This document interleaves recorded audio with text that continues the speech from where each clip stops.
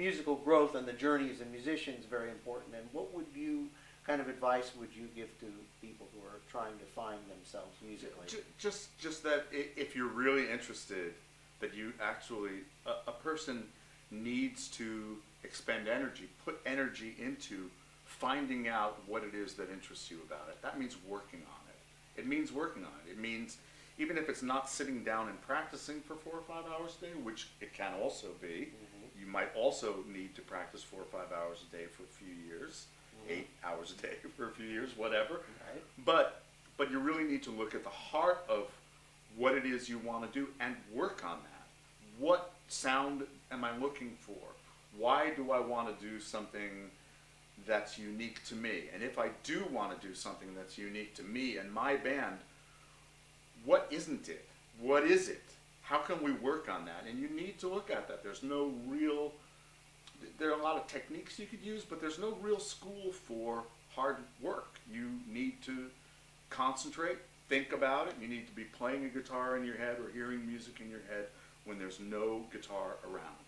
There's no instrument around. You're driving in a car, you're sitting in a subway, you're riding your bike down a country lane. Those are the times where you can most absorb what it is to be and find out for yourself what it is to actually become a musician.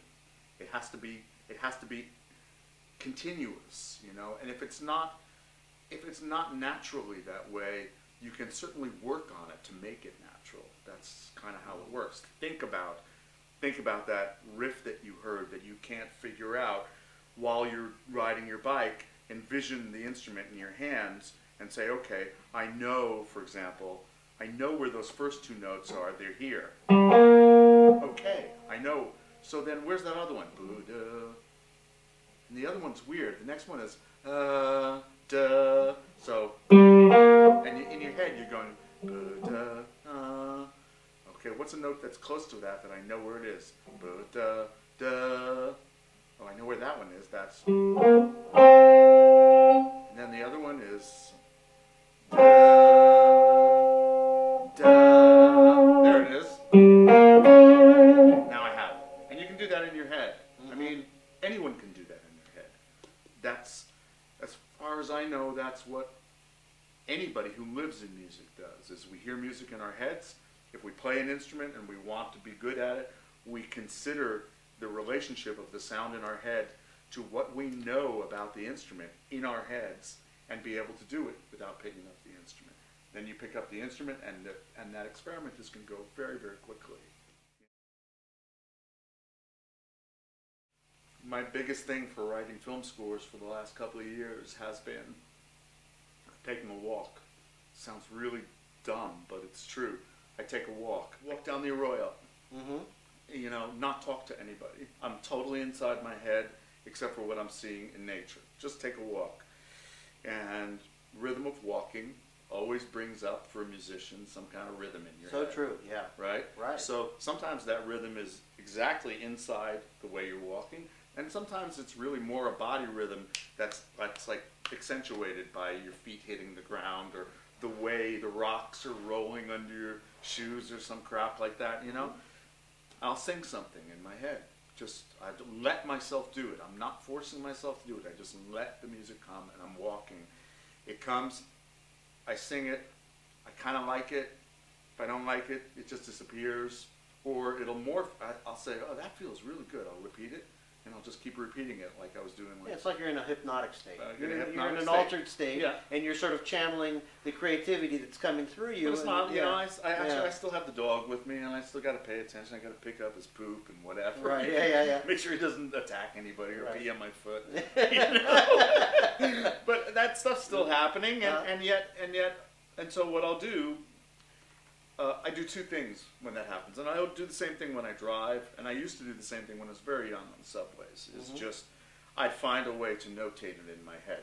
Now, of course, and much clearer now over the last 25 years, I can actually notate it in my head, or I can put it on an instrument in my head. I'll just put it there, and I'll come up with some, like a mnemonic, a little thing to help me remember. Okay, that rhythm is just like the bass line from Otis Redding's Dock of the Bay or whatever, you know, just some, okay, if I just remember that, I'll remember the tempo. I will remember, that's the key thing for me is remembering the tempo and the first rhythm. Or I'll put in my head the first couple of notes in notation in my head. Or I'll take this little thing out of my pocket and I'll sing the parts into it. Yeah, a little digital recorder. Ah, my phone. Oh, your I phone. just use my phone. Your phone, yeah. Sometimes I'll sing multiple parts. I'll click while I walk. I'll do a little click. Yeah, yeah. I'll sing the guitar part, or let's say I sing the bass part. I sing the bass part, then I'll sing violins, and then I'll try to do some simulation of the piano part, so it'll show, or the guitar part, so it'll show what the harmony is, in case I think I'm not going to remember it, and I think it's going to work. It's really important to capture that at that moment of inspiration too, isn't it? Yeah, it is, and it's also not something to panic over, because if you panic over it, then, like, what happens is the good ideas will come back, always. They may be different, but they'll always come back, and they may have altered themselves compared to the initial idea, but they still have the energy of being fresh when they come up again. If you start to force it and panic about, oh my God, I got to get this down right away, you know, I usually think if I'm doing that, then it's probably not such a great idea. And it works the same way with practicing an instrument. You can do these things in your head, in your heart, when you're falling asleep, when you're taking a shower, when you're taking the subway, when you're stuck on the 405, dude. All of this stuff. Right. Yeah. It definitely is, like, you know, it's functional. It's not as crazy or dumb as it sounds, but you have to have the desire and the work ethic to do it. You know. Yeah. You know, some people, like, it's okay. Like, everybody's different. Some people are happy to sing their original tunes in the car while they're driving by themselves. You're listening to the radio, and they hear something, and they start singing along, and they turn the radio off, and they just start singing some shit. Yeah, well, it's no different than singing in the shower. Yeah, exactly. Bands are interesting things because each one of them is so different. Like, obviously, bands, one band to another, there can be like a real, you can see resonances between the two different bands in the social dynamics. There are patterns that occur in the social dynamics and the musical dynamics.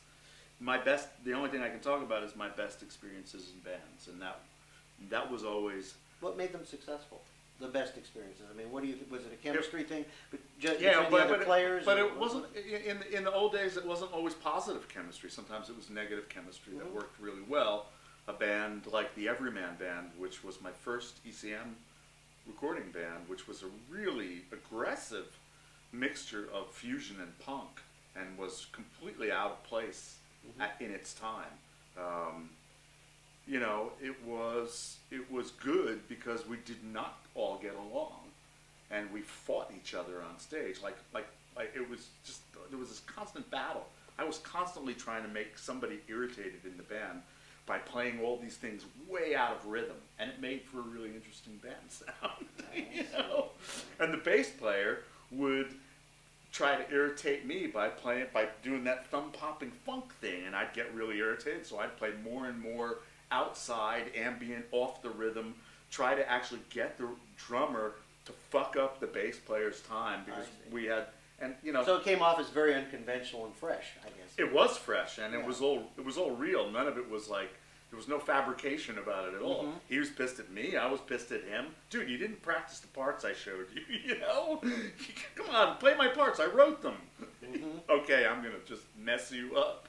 And then I just concentrate on trying to get the drummer to kind of go my way. You know? I think one of the things that was really key in the bands that I've really enjoyed being in is that all the bands wanted, everybody in the band wanted to make great music, somehow, in their own way. But really, there was nothing, were some guys in the band more interested in those two girls in the front row? Yeah, but what did they really want? Because, you know what? These guys knew that they were going to either get or not get those girls, right? Somehow. What they really wanted was to make great music and have it be about that. And that's key. And the desire to work.